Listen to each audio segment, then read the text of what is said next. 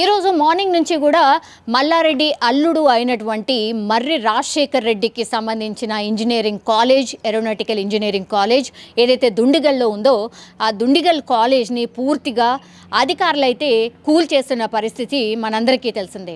అక్కడ ఒకటే చెప్తున్నారు, ఇది పూర్తిగా చెరువుకు సంబంధించిన భూమి కాబట్టే మేము ఆల్రెడీ ఒక 1 వీక్ బ్యాక్ ఎండ్ నోటీస్ ఇచ్చాం.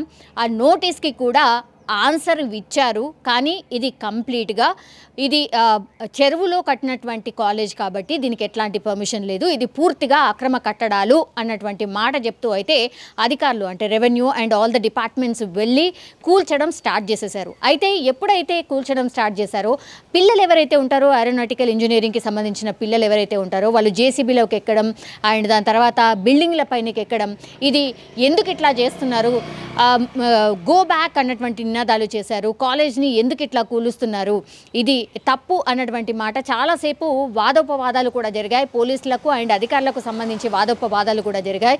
వాళ్ళు ఒకటే చెప్పారు, అధికారులు అక్కడ వెళ్ళినటువంటి వాళ్ళ పిల్లలకి వాళ్ళు ఒకటే చెప్పారు, ఇది మీకు సంబంధించిన విషయం కాదమ్మా, మీ భవిష్యత్తుకు ఎట్లాంటి ఢోకా ఉండదు, కానీ ఇది కంప్లీట్లీ చెరువులో కట్టినటువంటి కాలేజ్ కాబట్టి మేము చర్యలు తీసుకుంటున్నాం, ఇది అక్రమంగా కట్టినటువంటి కాలేజ్, సో కాబట్టి మేము కూల్చే ప్రయత్నం చేస్తున్నాం, మీరు ఇందులో దయచేసి ఇన్వాల్వ్ కాకండి, మీరు వెళ్ళిపోండి అన్నటువంటి మాట చెప్పారు. బట్ అయినా సరే 2 గంటల పాటు ఒక రకంగా ఉద్రిక్త వాతావరణం అండ్ గలాటా లాగా సిచ్యువేషన్ అయితే అక్కడ క్రియేట్ అయింది. కానీ ఆ తర్వాత పిల్లల్ని సముదాయించి ఆ తర్వాత పోలీసుల పహారాలో వాళ్ళందరినీ కూడా ఇంటికి పంపించేశారు. ఆ తర్వాత మాత్రం ఏరోనాటికల్ ఇంజనీరింగ్ కాలేజ్లో మాత్రం కూల్చివేతలు కొనసాగుతున్నాయి.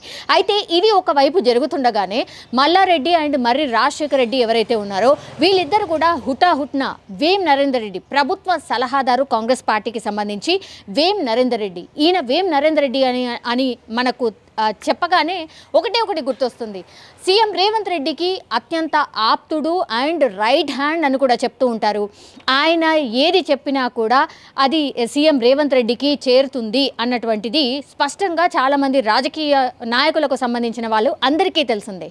సో వేం నరేందర్ రెడ్డి దగ్గరికి వీళ్ళిద్దరూ హుటాహుట్న వెళ్ళడం, ఆ తర్వాత ఆయనతో పాటు ఒక 2 గంటల పాటు చర్చించారు ఈ ఇష్యూ మీద అన్నటువంటిది అయితే వార్తలు బయటకు వస్తున్నాయి.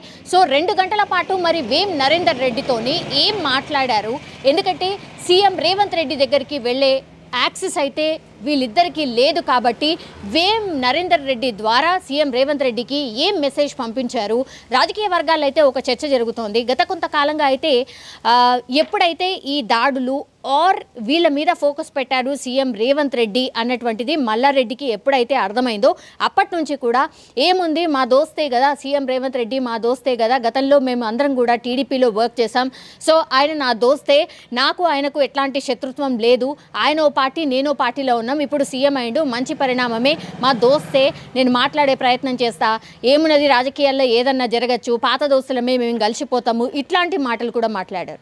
కానీ గతంలో ఈ సీఎం రేవంత్ రెడ్డి మీద చాలా అంటే చాలా భయంకరమైన విమర్శలు చేశారు మల్లారెడ్డి. అది ఏంటి అంటే ఆయన ఇప్పుడు ఏవైతే కూల్చివేతలు జరుగుతున్నాయో ఇది కూడా కనెక్ట్ చేస్తూ అంటే మనం చెప్పాల్సిన సిచ్యువేషన్ వచ్చింది. ఎందుకంటే ఈ అక్రమ కట్టడాలు ఏవైతే ఇప్పుడు కూల్చివేతలు అన్నటువంటి మాట అధికారులు ఎవరైతే చెప్తున్నారో ఈ పూర్తి ఇన్ఫర్మేషన్ కూడా గతంలో బీఆర్ఎస్ సర్కార్ ఉన్నప్పుడు చాలా టైమ్స్ మల్కాజ్గిరి ఎంపీగా ఉన్నటువంటి రేవంత్ రెడ్డి ఆయన స్పష్టంగా గవర్నమెంట్కి సంబంధించిన రిప్రజెంటేటివ్స్ని, డీజీపీని అండ్ కన్సర్న్ ఆఫీసర్స్ని కలిసి చాలా టైమ్స్ చెప్పే ప్రయత్నం చేశారు. మీడియా సమావేశంలో కూడా చాలా గట్టిగా చెప్పే ప్రయత్నం చేశారు. ఏంటంటే మల్లారెడ్డికి సంబంధించి భూ కబ్జా చాలా పెద్ద ఎత్తున జరిగింది, కొన్ని 100 ఎకరాలు ఆయన ఆక్రమించాడు, సో మీరు చర్యలు తీసుకుంటారా లేదా, మీరు ఆదేశించాల్సిందే అన్నటువంటి మాట చెప్పారు. కేంద్రానికి కూడా ఒక రకంగా కంప్లైంట్ చేయబోతున్నాను ఈ ఇష్యూ మీద అన్నటువంటి మాట కూడా గతంలో సీఎం రేవంత్ రెడ్డి, ఇప్పుడు ఎవరైతే సీఎం రేవంత్ రెడ్డిగా ఉన్నారో ఆయన గతంలో మల్కాజ్గిరి ఎంపీగా ఉన్న టైంలో ఆయన నియోజకవర్గ పరిధిలో వస్తుంది కాబట్టి మల్లారెడ్డి మీద చాలా టైమ్స్ అయితే డైరెక్టే అటాక్ చేసిన పరిస్థితి. మల్లారెడ్డి కూడా అక్కడ ఎక్కడ కూడా తగ్గకుండా సీఎం రేవంత్ రెడ్డి మీద కొన్ని వ్యాఖ్యలు అయితే చేశారు. చాలా డేస్ క్రితం జరిగినటువంటిది, కానీ తొడగొట్టి సీఎం రేవంత్ని అరై తురై అని కూడా మాట్లాడిన సందర్భాలు చాలా స్పష్టంగా ఉన్నాయి. కబ్జా కోర్, బ్లాక్ మెయిలర్ నువ్వు, నేను కాదు, ఎందుకంటే నేను కష్టపడి నా కాలేజీలను నేను కట్టుకున్నా, నాది కష్టపడిన సొమ్ము, నువ్వు బ్లాక్ మెయిలర్వి అన్నటువంటిది తొడగొడుతూ ఒక రకంగా సవాల్ కూడా చేశారు రేవంత్ రెడ్డిని. నిరూపిస్తావా, నేను రాజీనామా చేసేస్తా, నువ్వు కూడా రాజీనామా చేసి నా సవాల్ని స్వీకరించు అన్నటువంటి సవాల్ని కూడా అప్పుడు గతంలో మల్లారెడ్డి చేసినటువంటి సిచ్యువేషన్. సో ఇట్లా వార్ ఆఫ్ వర్డ్స్ అయితే చాలా భయంకరంగా గత ఐ థింక్ ఒక 1 year బ్యాక్ అనుకుంటా, 1 year back or 9 months back అయితే ఈ పరిస్థితే ఉండింది. సో ఇప్పుడు ఇవన్నీ కూడా గతంలో ఏవైతే సీఎం రేవంత్ రెడ్డి స్పష్టంగా కంప్లైంట్ రూపంలో చాలా టైమ్స్ మీడియా ముఖంగా మాట్లాడారో దానికి సంబంధించిన పూర్తి లిస్ట్ ఆధారాలతో సహా ఆయన దగ్గర ఉంది. కాబట్టే మల్లారెడ్డికి సంబంధించిన కాలేజెస్ అండ్ భూ కబ్జా అండ్ అక్రమ కట్టడాలు వీటన్నిటిని లిస్ట్ వైజ్గా తీసి దానికి తగ్గట్టుగానే చర్యలు తీసుకున్నట్టుగా మనకైతే స్పష్టంగా అర్థమవుతోంది. అందులో భాగంగానే వేం నరేందర్ రెడ్డిని వెళ్ళి కలిసినప్పటికీ కూడా అక్కడ కూడా ఏ పాజిటివ్ కూడా వాళ్ళ దగ్గర నుంచి రానట్టుంది.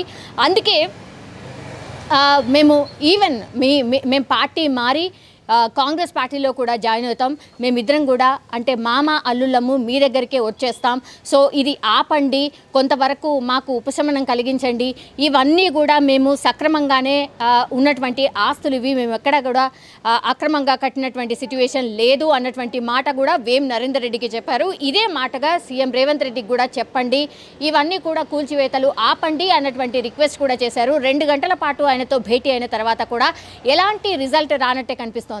ఎందుకంటే ఆఫ్టర్ దట్ మళ్ళీ ఎక్కడైతే కూల్చివేతలు జరిగాయో కలెక్టరేట్కి వెళ్ళి మర్రి రాజశేఖర్ రెడ్డి ఎవరైతే ఉన్నారో అల్లుడు ఆయన వెళ్ళి కలవడం జరిగింది. ఇది ఆపండి, ఎందుకంటే మేము ఈ భూమికి పట్టాదారులం, మా దగ్గర పూర్తి ఎవిడెన్స్ ఉంది, మేము ట్యాక్స్ కడుతున్నాం, అప్పుడు గ్రామ పంచాయతీలో ఉండే, దాని తర్వాత రెగ్యులరైజేషన్ అయిపోయింది. సో ఏదైతే ఆ చెరువు శిఖం భూమి అంటున్నారో ఆ భూమిలో మేము ఎక్కడ కూడా అక్రమ కట్టడాలు చేయలేదు, ఇవన్నీ కూడా పట్టాలు ఉన్నటువంటి భూములు, ఇది ఎక్కడ కూడా అక్రమంగా మేము కట్టినటువంటిది ఏది లేదు, మేము ట్యాక్స్ పేయర్స్గా ఉన్నాం, అండ్ అప్పుడు కూడా రెగ్యులరైజేషన్ టైంలో మేము 90 లక్షలు కట్టి రెగ్యులరైజ్ చేసుకున్నాం ఈ భూమిని అన్నటువంటి మాట మాత్రం మర్రి రాజశేఖర్ రెడ్డి చెప్తున్నటువంటి పరిస్థితి కనిపిస్తోంది. అయితే కలెక్టర్కి వెళ్ళి ఇదే విషయాన్ని చెప్పే ప్రయత్నం చేసినా మర్రి రాజశేఖర్ రెడ్డి ఒకటే చెప్తున్నారు, మేము ఎప్పుడైతే వెళ్ళి ఇలా జరుగుతోందండి ఆపండి, మా దగ్గర కోర్టుకి సంబంధించిన ఇవి కూడా ఉన్నాయి, మండే వరకు ఆపండి అని ఆదేశించినా కూడా మీరు ఎక్కడ ఆగకుండా ఇంకా కూడా ఈ కూల్చివేతలు కొనసాగిస్తున్నారు, ఇది సక్రమంగా కాదు అన్నటువంటి మాట చెప్తున్నారు. కానీ ఎప్పుడైతే ఈయన వెళ్ళి కలెక్టర్కి రిక్వెస్ట్ చేశారో ఆ తర్వాత నుంచి 1-2గా ఉన్నటువంటి ఏవైతే కూల్చివేతలకు సంబంధించి డ్రిల్లింగ్ మెషిన్స్ ఉంటాయో వాటిని 6కు పెంచి, అంటే ఇంకా ఎక్కువ పెంచి ఇంకా గట్టిగా ఇంకా తొందరగా ఆ బిల్డింగ్ని కూల్చే ప్రయత్నం జరుగుతోంది అన్నటువంటి మాట స్పష్టంగా ఆయనే చెప్తున్న పరిస్థితి కనిపిస్తోంది. ఇది మా మీద జరుగుతున్నటువంటి కక్షపూరిత అటాక్ తప్పించి ఇంకోటి లేదు, మేము అన్నీ కూడా ఎవిడెన్స్గా అండ్ పూర్తిగా మా దగ్గర అన్ని ఎవిడెన్స్లు ఉన్నాయి, మేము ఎక్కడ కూడా అక్రమంగా కట్టినటువంటి ఏవీ లేవు, కానీ అర్థం చేసుకోకుండా కూల్చివేతలు కొనసాగిస్తున్నారు, ఎందుకు ఇట్లా చేస్తున్నారో మాకు కూడా అర్థం కావట్లేదు అన్నటువంటి మాట చెప్తున్నారు. కానీ మనకు తెలుసు 2 రోజులు 3 రోజుల క్రితమే మల్లారెడ్డికి సంబంధించిన కాలేజ్ రోడ్ ఏదైతే ఉందో హెచ్ఎండిఏకి సంబంధించిన భూమి అది, అందులో అక్రమంగా రోడ్డు వేశారు అంటూ ఆ రోడ్డుని కూల్చేశారు. ఆ తర్వాత ఈరోజు డైరెక్ట్గా మర్రి రాజశేఖర్ రెడ్డి కాలేజ్ మీద అక్రమ కట్టడం అంటూ వాళ్ళు కూల్చివేసే ప్రయత్నం చేస్తున్నారు. సో ఇవన్నీ కూడా మా రాజకీయ కక్షలో భాగంగా ఇవన్నీ కూడా జరుగుతున్నాయి అన్నటువంటి మాట అయితే చెప్తున్నారు. కానీ బీఆర్ఎస్ కొంతవరకు వాళ్ళకి సపోర్ట్గా నిలిచే ప్రయత్నం జరుగుతోంది. అక్కడే కుత్బుల్లాపూర్కి సంబంధించిన నాయకులు ఎవరైతే ఉన్నారో వాళ్ళు ఆయనతో పాటు ఉన్నారు.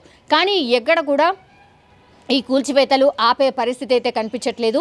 మరి రేపటి వరకు పూర్తిగా డిమాలిషన్ పూర్తిగా అయిపోతుందా? ఎందుకంటే మధ్యవర్తిగా వేం నరేందర్ రెడ్డికి అయితే వెళ్ళి చెప్పుకున్నారు ఇష్యూ కొంచెం ఆపండి అని, దెన్ ఆ తర్వాత వర్కౌట్ కాకపోతేనే వెళ్ళి మళ్ళీ కలెక్టర్కి వినతి ఇచ్చారు.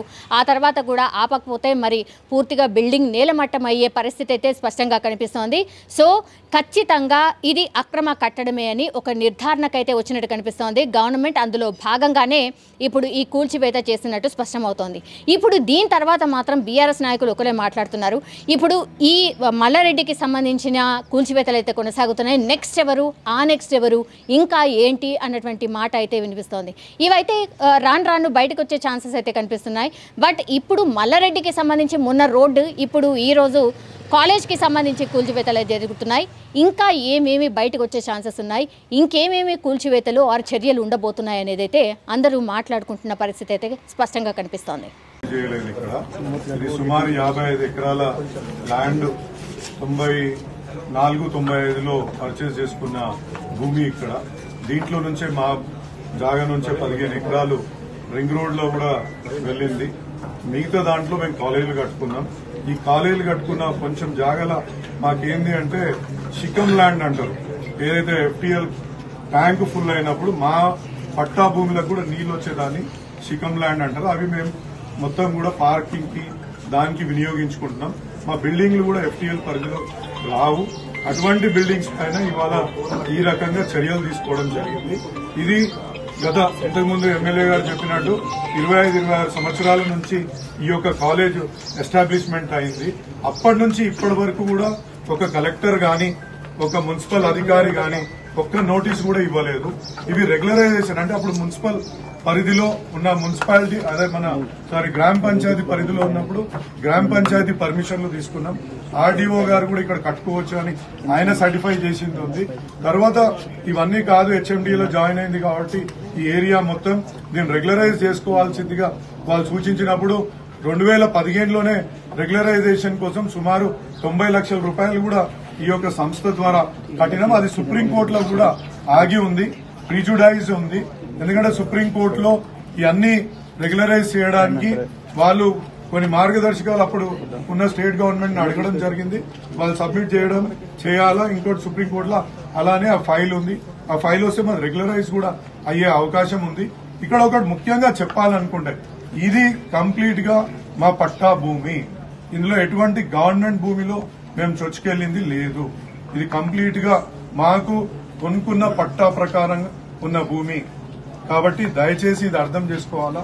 కాదంటే ఒకటి రెండు మీరు అన్నట్టు ఒక చిన్న డీవియేషన్స్ ఉండొచ్చు, దాన్ని కూడా మేము రెగ్యులరైజేషన్ కోసం అప్పుడే ఫీజు కట్టి కూడా పెట్టినాం. కాబట్టి ఇది సుప్రీంకోర్టులో అలాగే ఉంది.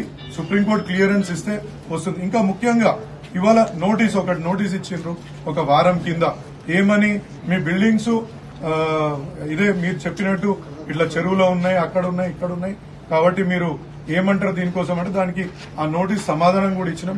కనీసం మాకు ఒక టైం ఇవ్వకుండా, ఏ రకమైన టైం ఇవ్వకుండా షోకాజ్ నోటీస్ ఇచ్చి పలానా 15 రోజులలో మేము కూలగొడతాం, ఏదైతే సుప్రీంకోర్టు మార్గదర్శకాల ప్రకారంగా కూడా 15 రోజుల టైం ఇవ్వాలా అనేది కూడా పక్కకు పెట్టి ఇమీడియట్లీ కూలగొట్టడానికి పూనున్నాం. ఇప్పుడు మేము కలెక్టర్ గారి దగ్గరికి వెళ్ళాం. ఒక మాట కలెక్టర్ గారిని రిక్వెస్ట్ చేసుకోవడానికి మాకు అవకాశం ఇవ్వండి, కొంచెం టైం, మేము కోర్టు ద్వారా మీకు సమాధానం చెప్తామంటే అడిషనల్ గా 4 JCBలను ఇంకెక్కువ పంపించి, ఎక్కువ పోలీస్ ఫోర్స్ ని పిలిపించి ఆ రూఫులు కొట్టే యంత్రాలను కూడా, వాటిని ఏమంటారు, డ్రిల్లింగ్ మిషన్స్ ని కూడా అడిషనల్ గా ముందు పొద్దున ఒకటి ఉంటే ఇప్పుడు 4 డ్రిల్లింగ్ యంత్రాలు కూడా తెప్పించి మరీ కొట్టిస్తున్నారు.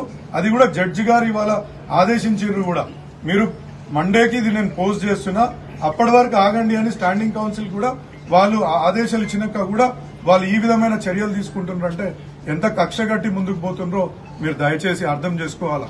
ఇవాళ 26 సంవత్సరాల నుంచి లేనిది ఇవాళ కొత్తగా తీసుకొస్తుందంటే దీని వెనుక ఏం ఉద్దేశం ఉంటుందో దయచేసి మీరు ఒక మీడియా మిత్రులుగా మీరు అర్థం చేసుకోవాలా. మీరు పదే దాన్ని మీరు ఇక్కడ ఏదో డీవియేషన్ ఉంది, ఇల్లీగల్ గా కట్టినాం, ల్యాండ్ మాదే, బిల్డింగ్లు కట్టినాం, దానికి ట్యాక్సులు ప్రతి సంవత్సరం ఒక 13 లక్షలు ఇక్కడ లోకల్ ట్యాక్సులు గత 10-15 ఏళ్ల నుంచి ఆ యొక్క ట్యాక్సులు కట్టుకుంటూ వస్తున్నాం.